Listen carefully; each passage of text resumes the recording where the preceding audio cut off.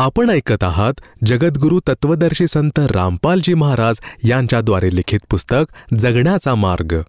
विषय पवित्र श्रीमद देवी महापुराणामध्ये सृष्टी रचनेचे प्रमाण.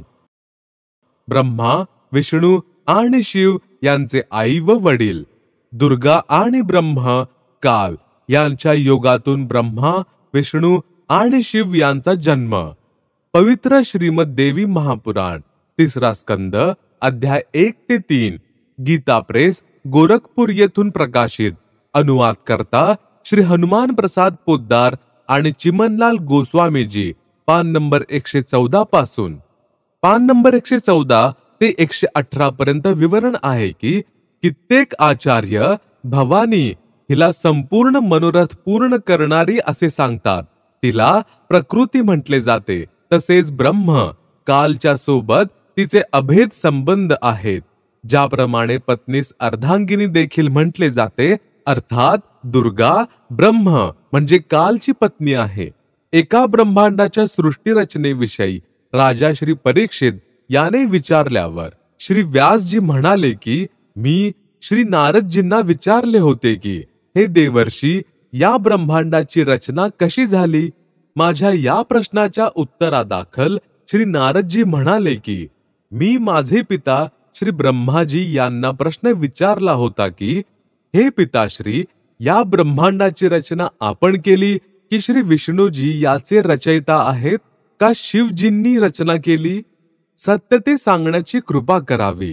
तेव्हा माझे पूज्य पिता श्री ब्रह्माजी म्हणाले की बाळ नारद, मी स्वतःला कमळाच्या फुलावर बसलेलं पाहिले होते. मला ज्ञान नाही. या अथांग जलामध्ये मी कोठून उत्पन्न झालो? 1000 वर्षापर्यंत मी पृथ्वीचा तपास करत राहिलो. कुठेही पाण्याचा अंत किनारा सापडला नाही. मग तप करा अशी आकाशवाणी झाली. मी 1000 वर्षे तप केले. तत्पश्चात सृष्टी रचनेसाठी आकाशवाणी झाली. इतक्यात मधु आणि कैटब नावाचे 2 राक्षस आले आणि त्यांच्या भीतीमुळे मी कमळाच्या देठाला पकडून खाली उतरलो. तेथे भगवान विष्णूजी शेषशय्येवर चेतनाहीन होऊन पहुडलेले होते. त्यांच्यामधून एक स्त्री म्हणजे प्रेतवत प्रविष्ट झालेली दुर्गा बाहेर पडली. ती आकाशामध्ये आभूषणे परिधान केलेली दिसू लागली.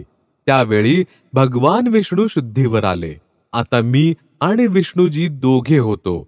एवढ्यात भगवान शंकरजी देखील आले. देवीने आम्हाला विमानामध्ये बसवले आणि ब्रह्मलोकी घेऊन गेली. तेथे एक ब्रह्मा, एक विष्णू आणि एक शिव अजून दिसले. मग आणखी एक देवी दिसली.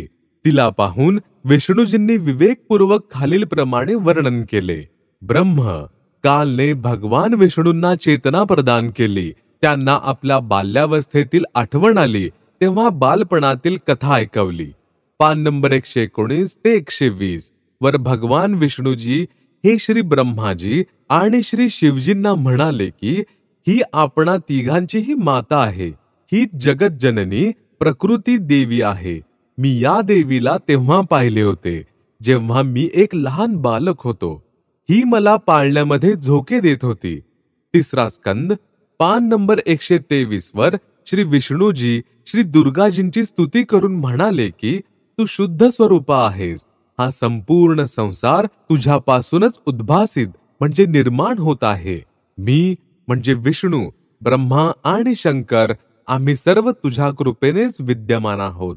आमचा आविर्भाव म्हणजे जन्म आणि तिरोभाव म्हणजे मृत्यू होत असतो. अर्थात आम्ही तीनही देव नाशवान आहोत. केवळ तूच एक नित्य म्हणजे अविनाशी आहेस. जगत जननी आहेस.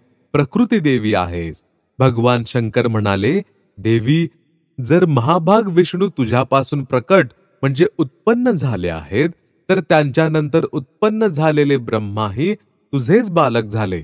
मग मी तमगुणी लीला करणारा शंकर काय तुझं अपत्य नाही झालो? अर्थात मलाही उत्पन्न करणारी तूच आहेस. विचार करा. वरील विवरणावरून सिद्ध झाले की श्री ब्रह्माजी, श्री विष्णूजी, श्री शिवजी नाशवान आहेत. मृत्युंजय म्हणजे अजर अमर व सर्वेश्वर नाहीत. आणि दुर्गा म्हणजे प्रकृतीचे पुत्र आहेत. आणि ब्रह्म म्हणजे काल सदाशिव यांचा पिता आहे. तिसरा स्कंद पान नंबर 125 वर ब्रह्माजी यांनी विचारले की हे माते, वेदांमध्ये ज्यांना ब्रह्म म्हटले आहे ते तूच आहेस की अन्य कोणी प्रभू आहेत? याच्या उत्तरादाखल येथे तर दुर्गा म्हणते की मी आणि ब्रह्म एकच आहे. नंतर याच स्कंदात अध्याय 6 पान नंबर 129 वर म्हटले आहे की आता माझे कार्य सिद्ध करण्यासाठी तुम्ही तिघे विमानात बसून लगेच जा.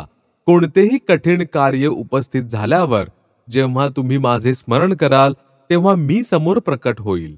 हे देवतांनो, माझे म्हणजे दुर्गाचे आणि ब्रह्मचे ध्यान तुम्ही सदोदित केले पाहिजे. आमच्या दोघांचे स्मरण करत राहिलात तर तुमचे कार्य सिद्ध होण्यात किंचितही संदेह नाही. वरील व्याख्यांवरून असे स्वसिद्ध होते की दुर्गा म्हणजे प्रकृती आणि ब्रह्म म्हणजे काल हेच तीनही देवतांचे आई वडील आहेत. तसेच ब्रह्मा, विष्णू व शिव हे नाशवान आहेत व पूर्ण शक्तियुक्त नाहीत. तीनही देवतांचा म्हणजे श्री ब्रह्माजी, श्री विष्णूजी, श्री शिवजी विवाह दुर्गा म्हणजे प्रकृती देवीने केला.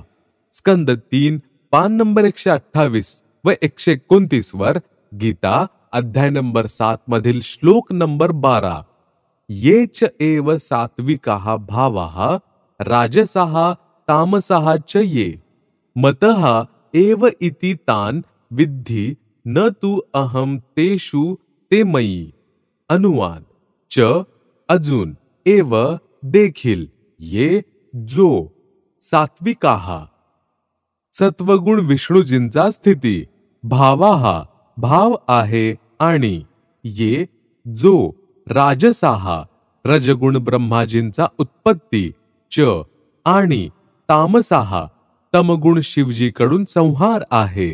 तान ते सर्व तू मतः एव माझ्याद्वारे सुनियोजित नियमानुसारच होणारे आहेत.